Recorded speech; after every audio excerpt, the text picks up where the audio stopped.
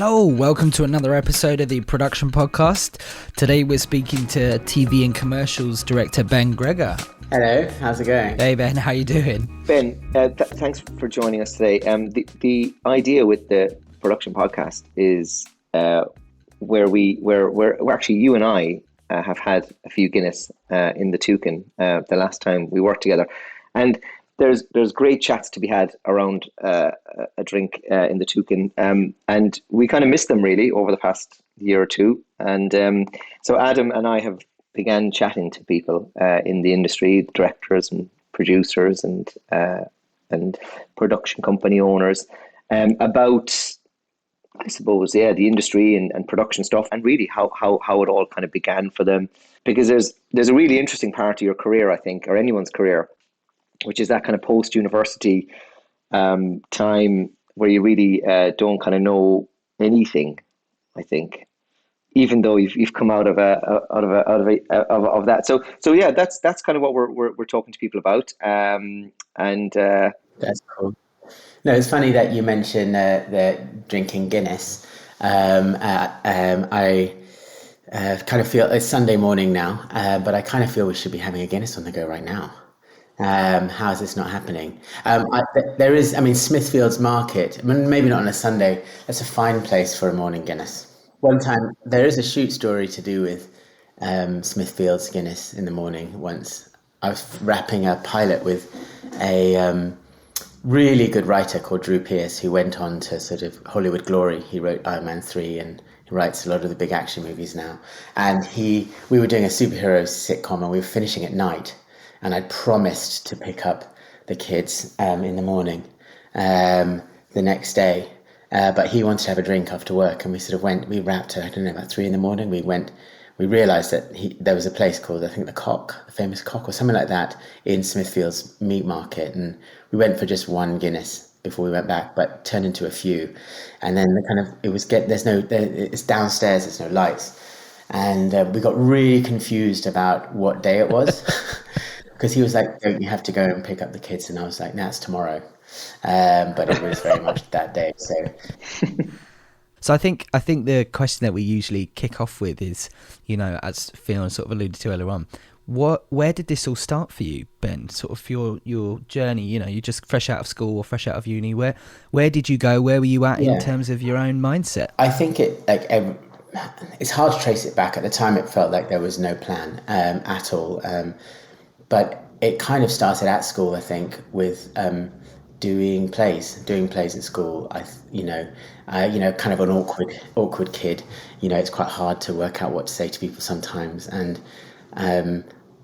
doing plays, I suddenly found that you could go on stage and say anything you wanted. I was like acting at school, and you could say anything you wanted, and like about any subject, and scream and shout. Kind of be killed, commit suicide, kind of like, and everybody was really listening to you. And suddenly it felt like I could communicate with people better in pretend. And so that really stayed with me at university. I carried on doing plays and theatre and started directing it. But then I thought it wasn't really a job. I went to Edinburgh Festival a few times, and that's so hard at Edinburgh Festival, kind of plugging a show and trying to get audiences, and it's kind of the reviews and stuff. And it was fun, it was amazing, but I thought it's a bit grim. Yeah, and there's not a lot of money around. There's not a lot of people making a living, it seemed to me. There's a lot of people making a lot of sacrifices and a lot of talented people. And I thought, I'll do something sort of in between being sensible and making something. And that seemed like advertising was that. And I spoke Japanese, still speak Japanese. And so I got a job in an agency that did Toshiba. I don't think they were really even that interested that I spoke Japanese, but I worked in an advertising agency as a planner, doing sort of sensible stuff, but also kind of really weird stuff. And I realised that there were a lot of smart and nice people in advertising. And at that time, it was really trendy to do pitches without showing creative work, which kind of meant that these kind of weird non-entity planners were sort of deciding how much new business an agency got. And we were like this kind of club of little people who sort of were really essential and really not essential to the building. It was odd. It was a really odd thing to be. But then the creative director, Dave Waters, kind of like twigged. We won a pitch and he twigged what I was doing, and then I was a bit weird and had some ideas. And so then we did lots of weird projects together, and it's sort of, it was fun. And I felt like advertising was a fun place. But then I was really mesmerized by the TV department, and the TV producers were the coolest people in the building by a long shot.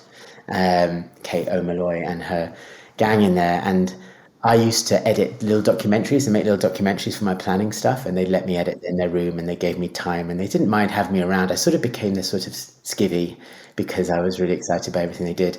And I went to set with, I got to go to a set once with Tim Katz, actually, who was producing the job, weirdly. I didn't know him. He was producing it through Rose Hackney. I remember him shouting at me because I stood in the way of a digger. And I didn't know what was going on, but they just let me come. And I suddenly realized that that was where the good stuff in advertising really was on the shoots. And I quit. I started making short films. I moved to an agency called Fallon, and they were just opening up, and I moved there, and was really excited because they were really cool and nice people. Andy McLeod and Lawrence, and Robert Senior, and Rich Flintham, like really great people. But the job was sort of exactly the same as I was doing, and that was exciting, but my heart was sort of shifting over to wanting to make things, and they encouraged me, but then I just had to leave, get a job, starting again really as an assistant producer in a TV company. This has all happened because I'd started making short films. And I was really pushed by the people I was making them with to make sure that they weren't wasting their time. And because they all pushed me, we cast good people and got good people to shoot it. And what age were you, Ben, when you started shooting short films? Whoa, it's a good question. I mean, 20, 21, I guess. It was like before broadband. I'm quite old. It was before broadband really kicked in. It was just kicking in. Everyone was saying they wanted content, but no one could really watch it, which was a great time because you got stuff commissioned and it really didn't matter what it was like because nobody could watch it. When you say before broadband, do you mean like before the internet? No, there was we had dial-up, didn't we? We had dial-up, but like the thing is, you wouldn't... It was coming in, and you had like Real Player. It was, I guess, Real Player. If you remember something called Real Player, you'll know what I'm talking about, which was one of the streaming things that buffered. You're buffered, you couldn't download it. And there was a really, there was a website called Ha Ha Bonk, and they did Real Player comedy. And Mackenzie Crook did a lot of stuff, and I did a lot of stuff with them. And it was a cool time to just be able to make stuff, and edit it on a rickety old computer. So just making stuff. I guess I found that the technology lets you kind of have that experience of being in the theatre, but you could make this one piece of thing. You didn't have to do it every single night, and there was budgets and people wanted it and it was exciting, and I was like, I see. And you can edit. I mean, the best thing about filmmaking is editing. You can control it, and you can experiment with it, and you can show it to people, and it's the same thing however they react. I guess in theatre you have different nights, so you have a good night and a bad night. And as a director, you're powerless in theatre once it starts anyway. Yeah, exactly. You've worked it through. Actors do what they want. I mean, It's interesting to me, Ben, because what you said about editing, and obviously your journey from sort of working as a planner and kind of messing around with things and actually having that time to kind of find your voice. It sort of seems to me like you still had that passion for storytelling and the idea that you could change how you told the story with just a very simple tweak in an edit room or whatever. And I think with theatre, certainly from my perspective, you have the script, and the thing that you can kind of alter is essentially the people who are acting the lines or speaking the lines, living the words, and kind of the sets and clothes. Is there a very, very definitive divide for you between, say, your theatre head and your, say, director head now? Yeah, definitely. I think I get really excited, and I went to the Globe the other week, and I saw just the most amazing performance from someone. But It's something great about something live. But there's also something great when you're shooting. It's kind of live and you're capturing it. I'm working with Julian Barrett and Lucy Punch at the moment, and they have quite a lot of scenes together in what I'm shooting, and in this Sky show and called Bloods, and they are improvising. It's like you're watching that, and we're shooting them in a way that allows you to, like, I'm cross shooting them, which is a big no-no. Okay, it's a big no-no. You need a good DOP to do it, because it's sort of like what DOPs hate. But it means it's like as close to theatre as it can be, because whatever they're doing, you don't need to try and make them do it again. It's a moment, and you're just like, fuck me, that's amazing, and that's it, and it's covered. And so I think there's a way when you shoot. I think it's constantly a journey to try and find, certainly in comedy, which is what I mostly do, but all kinds of shooting, at commercials, narrative, whatever. You're trying to make something very a process that's very stiff and formal, trying to make it feel as natural and kind of like it doesn't really care as possible. Like, it's like someone really tense telling you a joke isn't going to make you laugh, but somebody really at ease, like Fionn, telling you a joke is going to make you laugh. So I think the filmmaking process is about trying to make something feel natural. And I think, to your point about like spontaneity, maybe in theatre, you can shoot in a way with good actors that lets you capture that on film, and then you got it. When did the discussion start for you, to kind of shoot that way in what you're doing for this series, like the cross shooting, and is that driven by you, or was it? Yeah, or is it part it of the is in this script? case. No, it is in this case. It's kind of negotiation with the DOP. I'm working with Theo Garland, who's very talented, and I'm like, look, I know you're not going to like this, but I kind of want to cross shoot these guys, because they always do different things. They just feel it and they go for it. And he's like, no, that sounds good. He was just like, he's so open to it, because he's excited to be around the actors. And in fact, I'm trying to get him to. I'm like, no, we don't have to cross shoot this. You can do this normally here in other scenes. But I think that if you see the set as like a train set, as a set of toys you've got for that day, and you can play with it how you want, then you start thinking, actually, I'm quite free to do things that people say I shouldn't do. So long as I'm not like petulantly demanding a giraffe or something, or kind of petulantly demanding things that just can't happen. If you look at the call sheet, you look who's there, and you look what's there, you can muck around. And I think cross shooting, zoom lenses, things like this, things that people look down on, there's actually a lot of goodness in there, as well as all the basic stuff that you people like. And I think making it feel like theatre, making it feel like you're playing in a room or a rehearsal room, making it feel like a fun rehearsal that's just being captured, is gets the best out of your talent. Is what I think. It's very true. I mean, I've been very lucky. I've worked with Julian a couple of times on some commercials, and often the takes that we've used, and this is 100% true, are the ones that he's kind of just riffed it a tiny bit and kind of deviated from the script and done his thing. Because obviously, a great comedic actor like him is great at what he does. So, you don't, I suppose, would you as a director have to do much work with them as actors, or is it more your job to kind of just let them thrive and give them the environment to thrive? I think letting them thrive is work, because the performance is the process is so weird, like shooting out a sequence, sitting around in a trailer for 7 hours, and then coming out and having 10 minutes to do the whole thing. How can they feel comfortable in that? How can you make that feel like you're not about to run over? People aren't really stressed.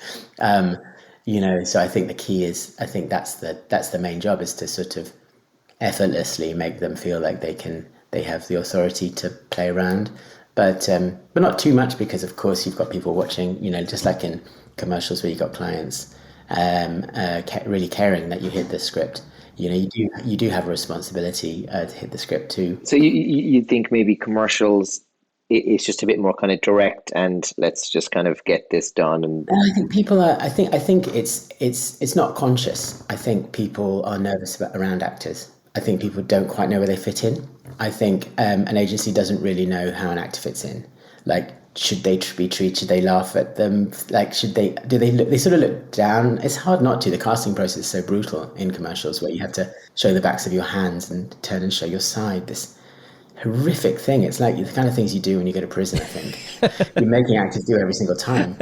Like, are their hands really that bad? Are they? Does it really matter at this point? You know, like, why would you subject them to that? And and so, you know, I think people don't really know how to be around them. You know, they're kind of really mesmerized by them, and they know they really need them, but they don't really fit in status wise very clearly. So I think the expectations of how the actors are expected to do stuff is kind of tense, because, you know, just make them do this. Or, you know, I remember, you know, doing 30 takes on someone looking in a window because their client, it wasn't the agency generally cool, but at this point it was a client who just really wanted a certain look, and we just couldn't understand. I couldn't understand what he was doing, and the actor practically was crying, and that was on the first setup. I think, you know, it's like even wardrobe, like it's a big shock for me when I'd shot commercials before I'd shot any shows or films, and I remember the talent coming out on a set of a TV thing, a baby cow thing, and they were like, this is their wardrobe, and I just went into commercials and I was like, oh, I don't like that jumper, that's a bit punchy, those socks are distracting, you know, like the kind of things that we go, and it's like, but the actor likes it and I like it, and so that's what's going to be. And I was like, wow, okay, the actor likes it. Oh yeah, because it's their character, it's their property, their character is their thing, and they really spend a lot of time thinking about them. And as actually, you know, whereas it isn't really a character in a commercial, there's just a kind of role that we create. I mean, what role do you think a producer plays in that scenario of getting the right people on set and the right vibe on set, making it a more holistic kind of process for everyone? It's a good question. I think it's about confidence up the line, really. I think, you know, agency, producer, director, client all need to be confident. And I think, you know, if there's confidence, and creating confidence in a sense that this is going to be fine, is the way to go. I once did a Boots commercial with Mother, and I wanted to do the whole thing in one shot, as, you know, classic twat director thing to do. But it did really suit the thing, and you know, I was like, oh, we'll make the tech scout rehearsal day. We'll get all the talent there. I've got the crew there. Let's actually do something on a tech scout for once. And we got all the talent, the cast there, and everyone had one line, and the camera went all over the place, and they all had to hit it within a time. And yeah, it didn't work. It didn't work all day long on the tech rehearsal. But we got closer and closer and closer. At the end of it, the Mother were just like, is this going to really work? And I'm like, I honestly don't know, but I think it is. And they went, okay, fine. And they said to the client, this hasn't worked, but we think it will. And let's keep trying it. And it took us 70 takes. And then it worked on the day. And I think that confidence, that room, and the TV, head of TV at Mother, and the creators at Mother, and the creative director at Mother, they all made it like just exuded confidence. And that's why it all happened, and it happened well. And it's like the sense of trust and confidence. I think that's the best thing that producers and agency and clients can create, you know, rather than really worrying too early. It's interesting because I think certainly from my perspective, you know, I think you learn a lot from experimenting and just kind of ending up in a place, but also you learn a lot from your own sort of failure is the wrong word, but, you know, your own kind of like little mistakes or little faux pas where you're like, oh, okay, it's the next time this sort of situation happens, or I'm in this kind of area, if you like, I know how to deal with it in a weird way, you know. So those collections you're talking about, you're also learning, well, next time that happens, this is what we're going to do. and that's Well, it's experience. interesting. I think you're right. It is about experience, but it's really interesting. You just got me thinking there about sound and comedy, and it's a thing. I mean, I don't know. Do you think this is maybe a diversion? But sound editing for comedy, I think, is really different from sound editing normally. And I think sound mixers and sound mixing artists or whatever the term is right now, they can really unfunny something, and they can really help it too.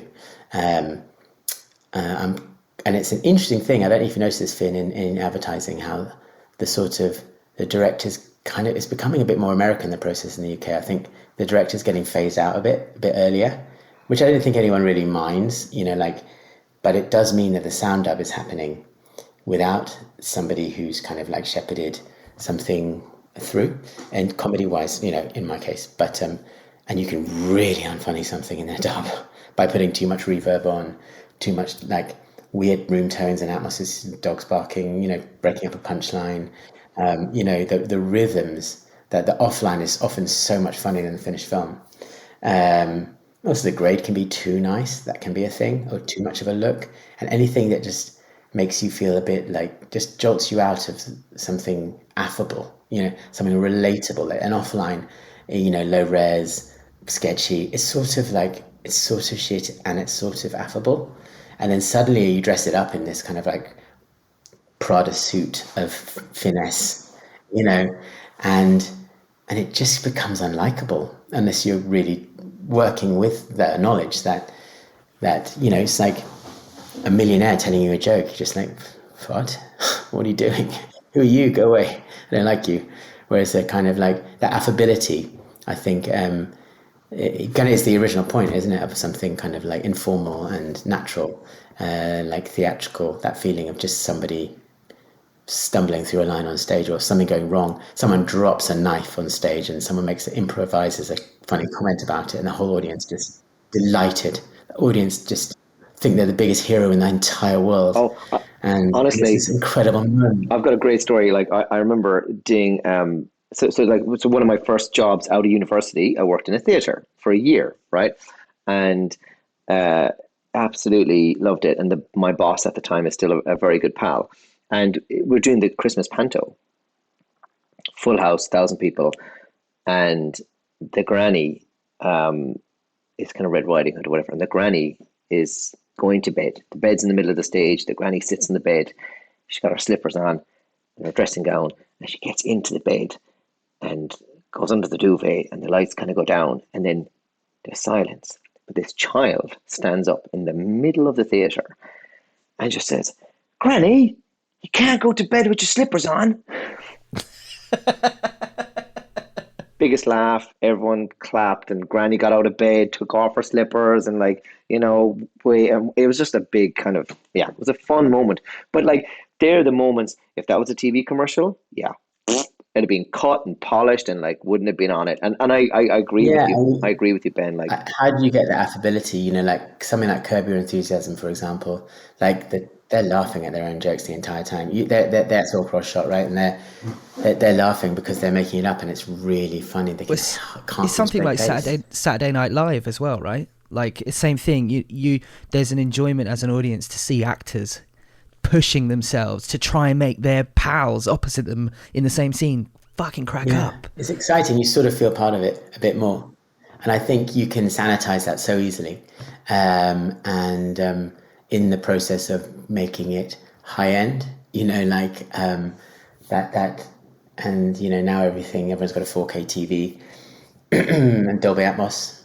Like what like Atmos mixes, they're amazing, right? And Atmos, I don't know if you've mixed Atmos, Adam, but like in a big Atmos studio. I went to one in Berlin that was in an old car. I was dubbing a film there, and it was in an old car showroom. And Was it treated at all, or was it just literally an old car showroom? Because that would have it sounded like was it was hell. made into a Right, beautiful nice. suite. Judge Dredd, the movie, had made it. Just there was such a big budget, they just built their own Atmos studio because they didn't want to go anywhere else. It was incredible. It's like it's coming over your head, it's all over the place. But it was really disconcerting on jokes because they were like spacing the space so weirdly that you know, it puts you out of listening to the people. And so I think that the I think that affability, that knockabout, you know, Granny's got slippers on, that affability is something that we'd all do well to try and preserve above production value, above good looking people, above pretty much everything, because it works in drama too. It's interesting what you said about kind of the atmos engulfing you and you getting lost in the sound and kind of being distracted from the screen, because often at work, you know, between us sound designers, we have conversations about, am I doing too much? And when it comes to comedy, certainly my approach is always offline is king. And the rhythm, if I'm honest, even with commercials, and we work quite. Our approach anyway is to try and keep director agency both in communication quite openly throughout sort of the sound design and the mix process on all our spots that we work on, because we started to feel like there was a bit of a disconnect. And on some jobs, you know, some directors actually they're on to the next thing and they're quite happy and they'll give a quick brief and move on. Some agencies are really quite precious, and you know, it's actually one of the hardest things of the job now is to kind of manage dare I say it, like the politics between that in some relationships. Sure it is. It's always been an odd thing. It's always an odd thing. It's the kind of twilight of authority for a director, the dub. You know, it's like, it's sort of theirs then. By then, you know, it's sort of theirs. It's like, oh, hi. I didn't, you know, like, it's nice you turned up, but we don't really need you, to be honest. And we got this now, you know, and fair enough. In America, you know, you don't expect to be anywhere, you're not anywhere near it beyond your director's cut if you even get to do that. You know, you just shake their hands on the set and say, I hope it cuts, you know, which is totally crazy, but you get used to that very quickly. But in the UK, I think the dub's an exciting thing. And I think because I guess creatives make radio ads, they're used to it and being in control in that room. And I think you're sort of in their space at that point. And, you know, you don't want to sort of like make a experience like memorable in the wrong way by sort of like complaining impotently about something they're all really happy with after they've got a job they all like, you've done with them.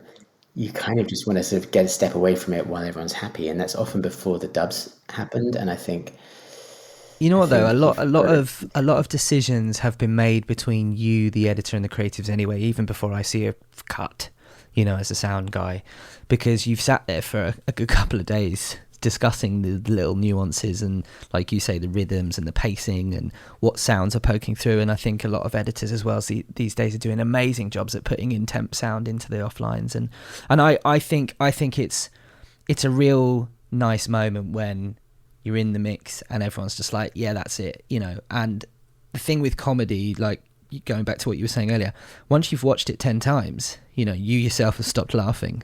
I remember my dad used to work in a television studio, and, you know, they would use the same warm-up comics before they then do the live shoot. And the reason was that the crew didn't find them funny, and so they weren't distracted because they'd heard the same comic set like what, 50,000 times, you know, whereas the audience for them, it was like totally fresh. Yeah, that's an extremely good point. And I think that when you work with proper like triple A comedians, like I worked with David Cross for a long time, and he has a tenacity on a joke that you just would not believe. You know, he'll think of it and we'll talk about it for months. We'll do it, we'll watch it 1,000 times, and it could just be a really like fart joke. It could be something really basic, in inverted commas, or it could be some really finessed thing, dialogue thing, or it, you know, he just trusts that it's funny and knows that it's funny, and he doesn't smile, you know, pretty much once during that process. It's like deadly serious, and he's committed to it, and he'll defend it, and it will be funny. But maybe it goes to your thing, Ben, like the confidence, right? Like if he has the confidence to tell that joke because he thinks it's what it is, then it will sound like that. But if he doesn't have the confidence exactly right. in the telling, it's a fascinating conversation. I wanted to I started thinking there about um, confidence. And you know, when you start out, right? So, you know, when you're 20, 21, 22, and you're making your Yeah, short films and maybe doing a bit of theater, and um, when does confidence start to kind of breed? yeah. And I think it's exhilaration. Yeah, I think early, quick. I mean, I think my first short film, which I did on a mini DV camera, and it was shown at the Lux on Hoxton Square, which is a bar now, but used to be this great cinema. And they did a night, and they put it in. I was invited to it. They spelled our name, Finn, with no vowels. So I think they thought I was like Mongolian or something. It's like GR, GR, GR. And and I I I I'd never sort of expected really to have anyone ever see what I did. And then the whole audience did it, and then they were like, "Come on stage and talk, ask questions." And this was a low-key Tuesday night, you know, in a kind of half full. But I just couldn't believe it. And they were asking me things, and I was like, they were, and it was like I'd made something, and I was like, whoa. And then it's that exhilaration, the process of putting images and sound and music together, and then showing it, and it's the same, consistent, showing a consistent assembly of it to all these different people. That's just, you know, it's so exhilarating that you don't even need confidence. The sort of the exhilaration of making things in motion picture is so strong. It's such a humongous buzz, and it never ever dulls. You've just got to make a ton of stuff. You just got to make, and then the confidence will come. Yeah. yeah, like what was that? Was that the first moment you felt that exhilaration of like putting, Yeah, I you think know, so. picture and audio and whatnot together and presenting it to people? I think a live audience, seeing a live audience watch it was when I actually twigged what it was, and that doesn't, you know, and that's so rare. You know, it's so rare that you see people watch your stuff. You know, it just happens, or people will write a comment, or you know, but to actually see people watch it is really something else. That's the stuff that builds confidence. Other humans, the reaction from other human beings, and I think the distancing that COVID has done makes it harder, I think, because you're just looking at some tweet or something, or I don't know. I It's also a think, safer place for people to moan, isn't it? It's like an easy space for me to sort of comment on something you've posted, Ben, and be like, "This is disgraceful," da da da da da, and get the complete wrong end of the stick because I'm just seeing it for face value. I don't know any history background to the post or anything like that, and you know, I think you can get away with a lot. and I think that also in terms of cancel culture, I think people making things have to be very bland on social media. They have to be very, very bland, much blander than they are, because you know you can't make it. You've got to be rightly very, very sensitive and respectful and careful.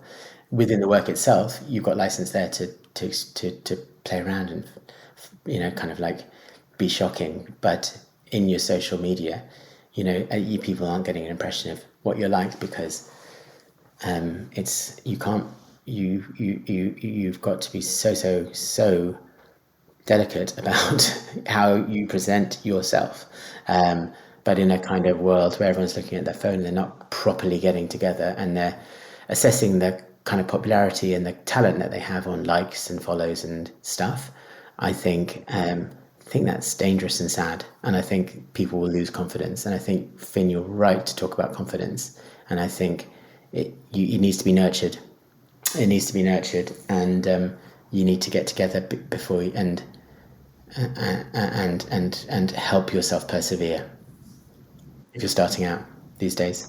I was just thinking as well, you know, the relationship between a director and a producer, right, is, you know, I don't know, maybe husband and wife or whatever it might be, but the relationship is you're joined at the hip. I would assume. Like, what do you look for in a producer, or what do you kind That's a of good question. what do you wish for in a producer?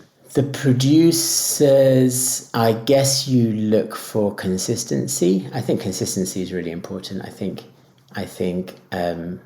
I've tended to stick with the same producers for my whole career, and it's because we sort of know our way around each other, and what's my bit and what's their bit, and supporting each other when we differ. You know, being able to differ You know, everyone can agree. You know, if you're kind of like clean, you know, sweeping the awards and you know, everybody's loving what you're doing, it's really easy to agree. It's when you're not, and no one likes what you're doing, that's when it's easy to disagree. And I think at that point, you know, being able to differ well is what and confidently, and not thinking it's a comment on each other if you don't agree. You know, I think that owning the fact you don't know something and owning that you've got different opinions on it is super important. And I guess that's what I look for in a producer, somebody who, in the tough times, which is mostly, can laugh and disagree with you, and it doesn't escalate, and you don't escalate it either. You're like, do you know what? We completely don't think the same thing, but it's in this little box, and we're not going to let it affect anything else that we're doing, or the fact that we like each other, and the fact that we've got a bigger fish to fry.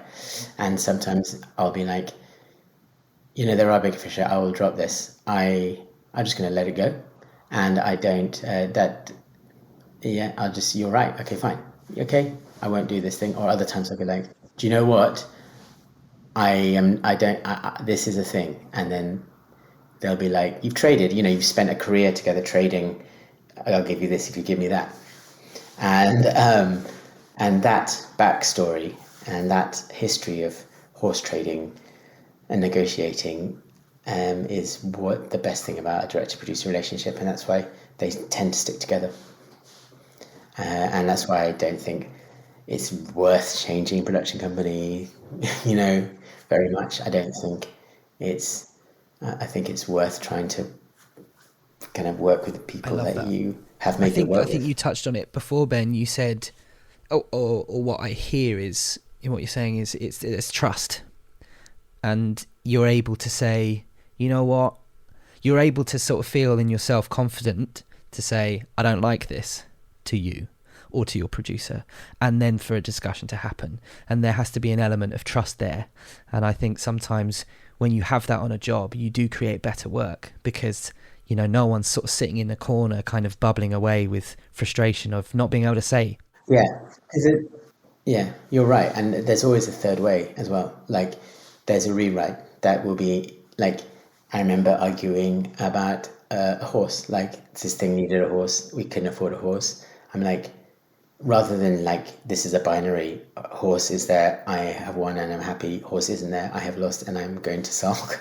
You know, it's like, what's the point? You just think, what's the point of the horse? What's the point of that setup? The point is this. It would be the same if they just did a stupid dance, right?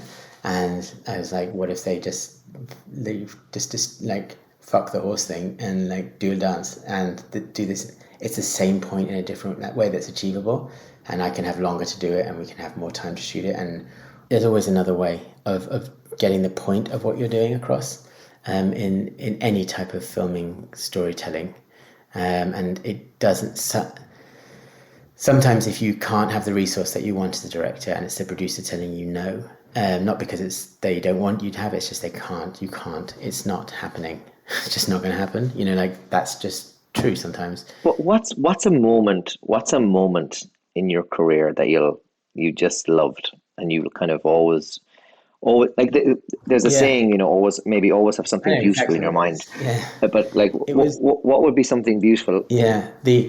That you remember from your career. It's I was obsessed with having a like proper feature film distributed in cinemas before I was 40. Okay, and many filmmakers achieve this when they're 21. Okay, my journey was longer, and age 39, that stuff all happened. And I had this film, and it was called All Stars, and it was a kind of like dance movie, and it was. Mark Commode absolutely loved it, and literally every other critic absolutely hated it. So it was like a really strange experience. But from like that sort of the kind of proper world reacting to it.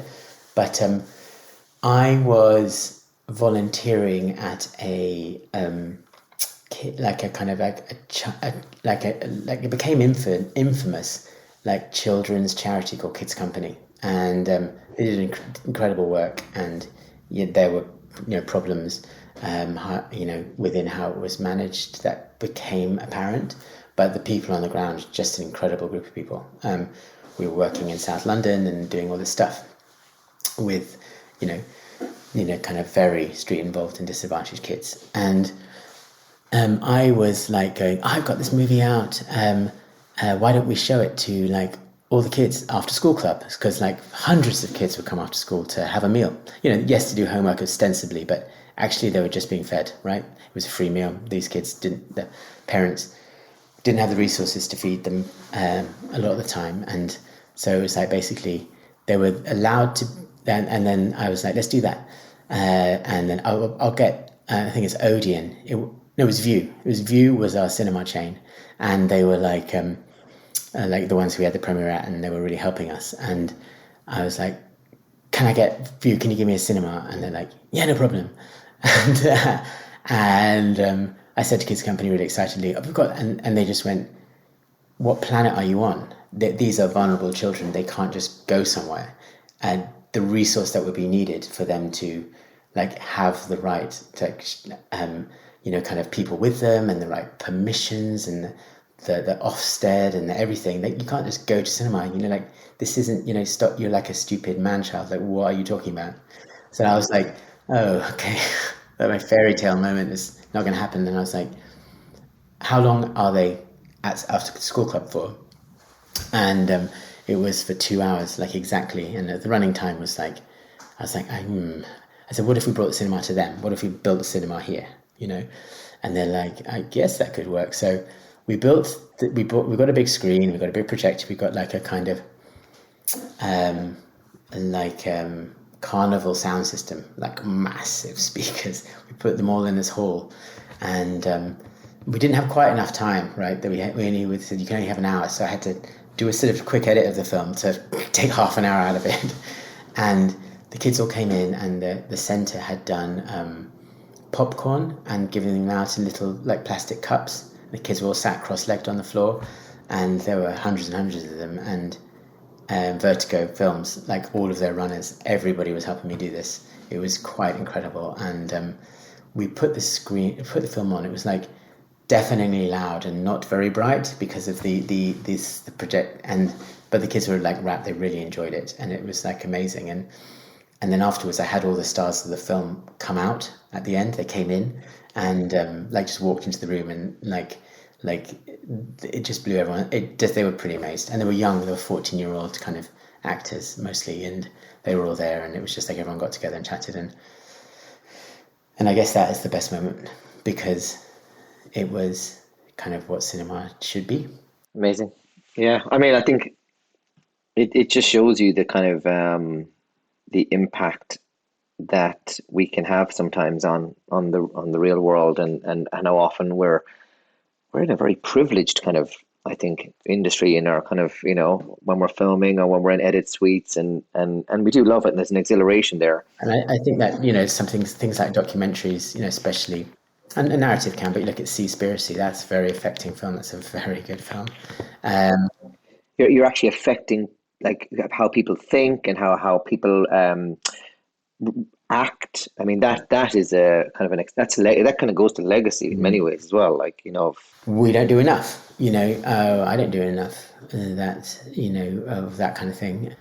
I had one last question that I thought of earlier on that I jotted down, and obviously as a director you do multifaceted things and have worked across various levels of stuff, but just touching back on the comedy side of things, do you find it's harder these days to create comedy content because you're worried about things being too offensive or how people will take them?